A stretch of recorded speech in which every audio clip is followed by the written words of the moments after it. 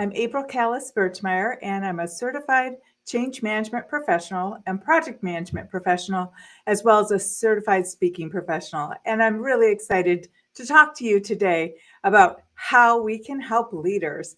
I want to talk a little bit about leading the way and how leaders can champion change management success, and why it's so critical to have our leaders really working for success of our change management effort.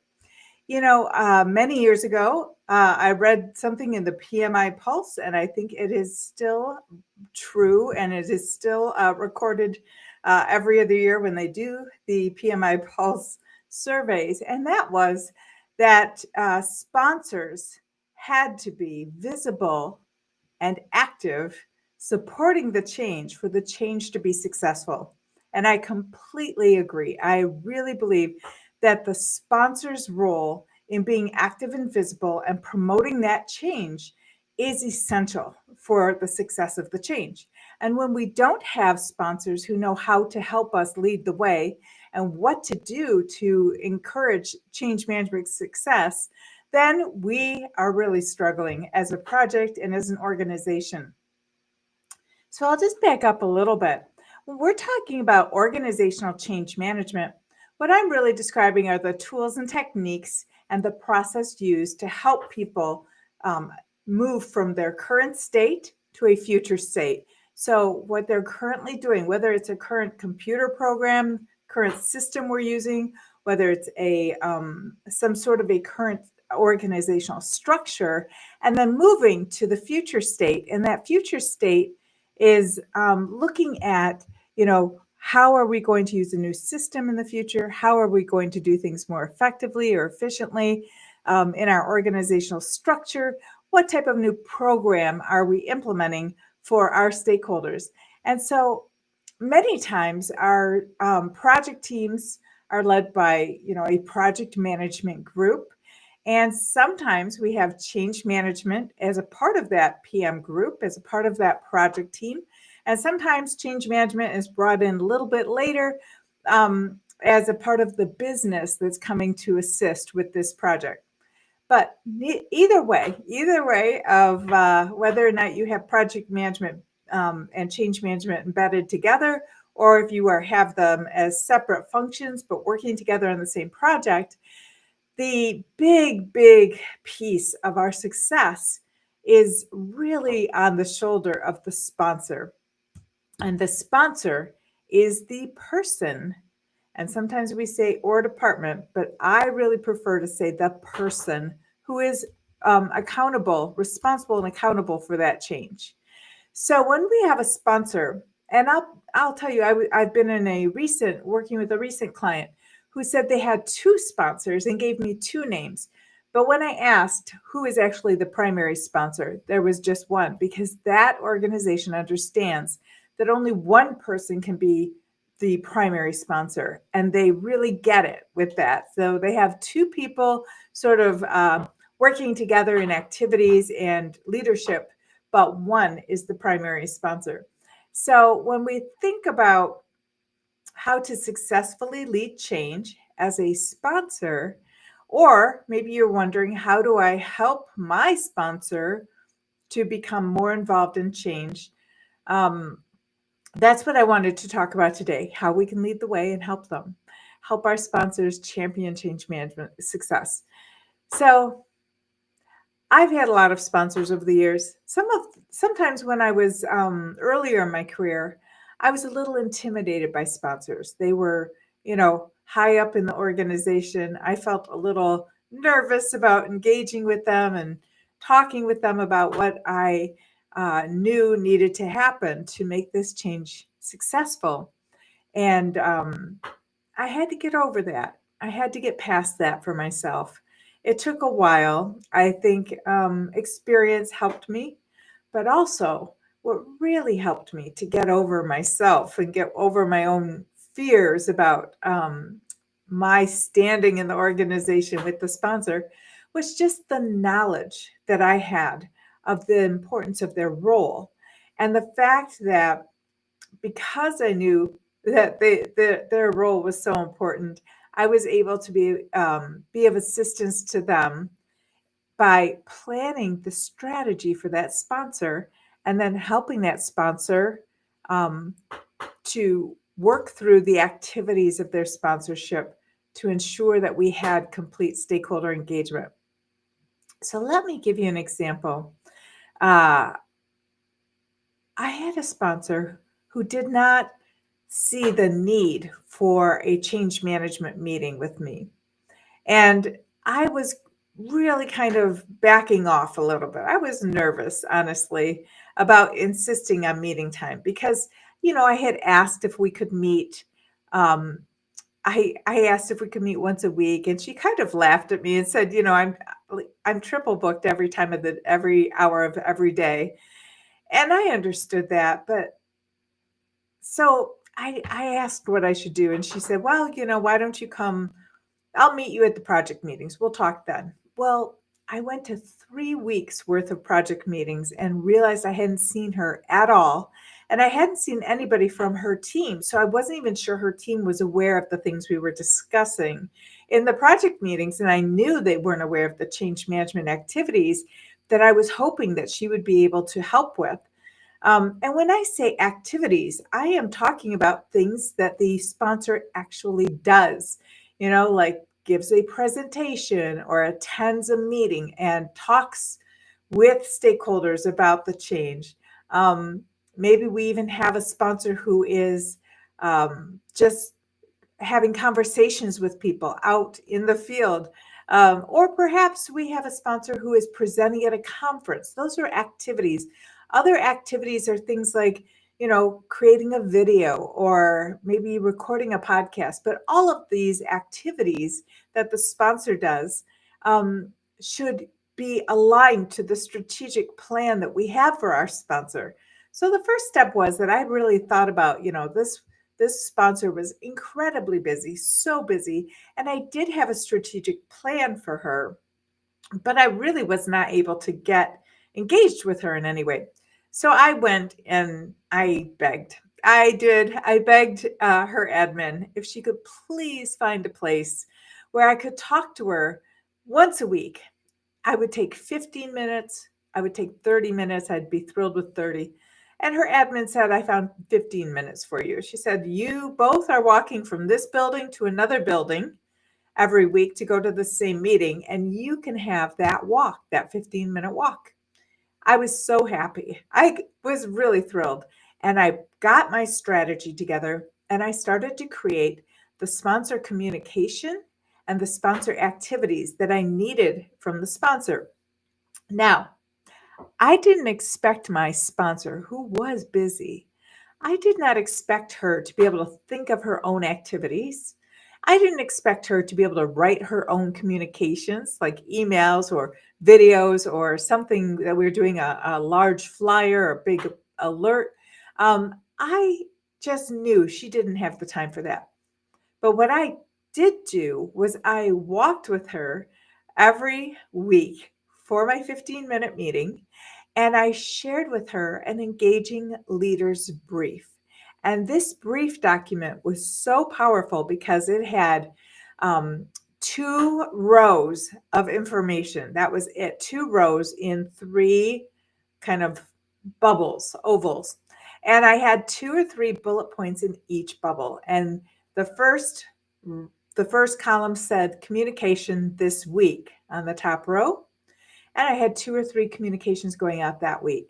And then the second row, or the second bubble, the second column said activities this week. And those were activities like attend a town hall meeting, ensure that we have you representing our department at a large statewide function. And so those were the activities. And then I had the third column said, keep your eye on. And this was my little warning for her, maybe not a risk register of any sort, but really just a little bit of a, intuition. Like we're hearing rumblings over here. It seems that there's some issues going on. Maybe we're having a project problem. Maybe we're just having a problem with another area department. Whatever it was that I thought she should keep her eye on, I would put it in that list. And then the bottom row of this document had the same 3 columns. So it said communication next week. And these were emails and communication that was going out next week. And it said activities next week. And these were the activities I asked her to participate in next week. And then it said celebrate. And these were celebration activities for the team, things we could celebrate that were related to the project team, related to stakeholders or milestones, because the sponsor is so busy. They don't have time always to think about, boy, where's an area where we could call out somebody and recognize them or celebrate a milestone. So I would give her this document. Anything in the top row that was happening this week, it was pretty much set in stone, concrete, slushy concrete. If we canceled the project, we could cancel those things, but generally those were untouchable. But the things in next week's row and columns, the communication, the activities, and what to celebrate, she could certainly have, access to edit emails or give her input on slides or on some sort of presentation that we were putting together. So this became my engaging leaders brief that I walked with my sponsor every single week and gave to her so that she would know what was happening. Now, one of the interesting things was at the bottom of the document, I always put down key message for this week. And, on most projects, we have 5 or 6 key messages. And I would just rotate those key messages depending on our milestones, depending on where we were in the project, depending on what was happening in the world, and also depending on just the fact that I needed to get those messages out the door. So it really gave her a terrific way, a structure for her to understand what we were talking about, what she needed to show up and do and engage in with our stakeholders, and also some of the important things to know about the project, not only what we could celebrate, but maybe where things were a little needed to be shored up. Let's say it that way. So that was my my engaging leaders brief. It still works incredibly well. And then I also wanted to talk with her about her visibility. The fact that I was walking with her once a week was really helpful to me, but I needed to encourage her to be really visible, really seen as the leader of the project. And I knew we were starting to make an impact when I went to a conference. It was about an hour and a half from my home office. I went out to this conference to talk about the project and share information, and my sponsor was there. I said, "Oh, I didn't even realize you would be here. What are you doing here?" And she said, "Well, it was on my sheet that I should be here, so here I am." And so she had been at the conference the entire time to ensure that she was visible and accessible to people who were actually going to be impacted by this big change. So that was a really important learning for me, because when I discovered that despite her schedule, we were able to connect and help. I was able to help her be more effective in her role and in being visible and active. It was a game changer. It really was, for the entire project. So how do you fit this into a very busy sponsor schedule? Well, I think I may have given you an idea about how to find meeting time. I also think that the more that we can do for our sponsor, like giving them an easy button, the better for the sponsor. So, I've had people say, well, I don't think we should have to do everything for the sponsor. I'll tell you, I am of the opposite opinion, because I feel like our sponsors are very busy with their job. They have a lot of responsibility in the organization in addition to being a sponsor for the change.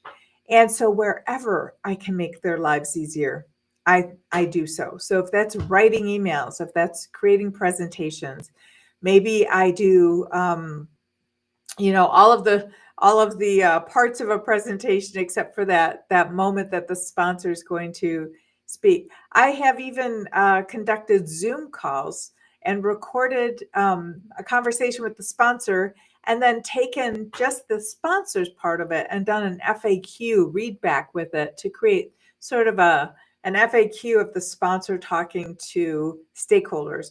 And I just think that there's so many opportunities. Now, I am not suggesting that uh, you know, create an AI sponsor and allow your AI sponsor to do all the work, but having an AI fallback for your sponsor to have a little leverage, a little relief from the amount of work that they have to do, I think is really, really helpful. I think that the sponsor has so many expectations also because they are accountable for the funding generally and the results of the change, achieving the expected benefit of the change. We need to provide that sponsor with some tools and ways to measure where we are.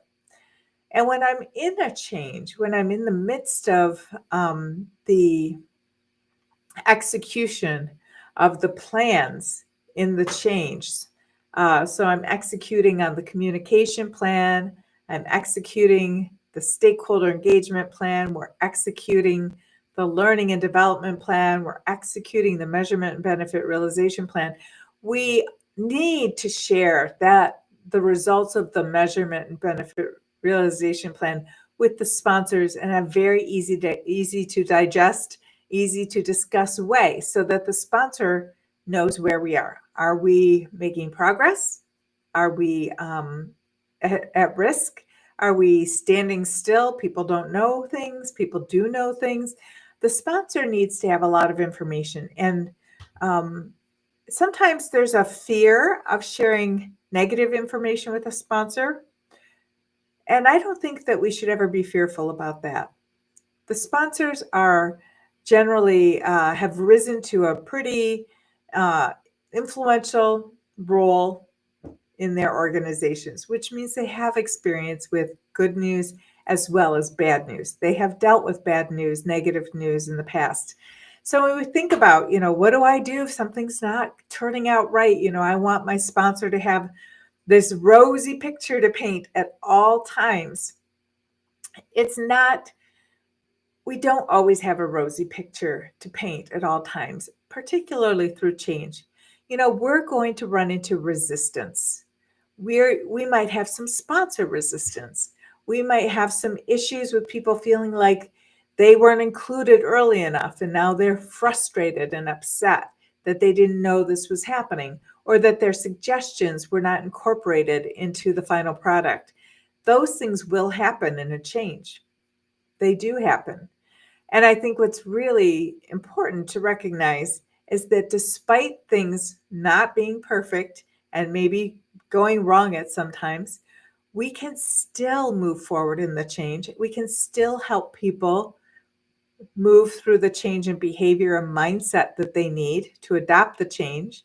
We can still have the organizational structure and processes of that organization be revisited and revised so that the new process is able to be implemented and adopted.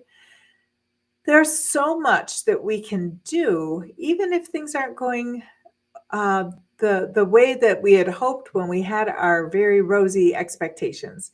But the biggest thing I have found is to let the sponsor help with those solutions.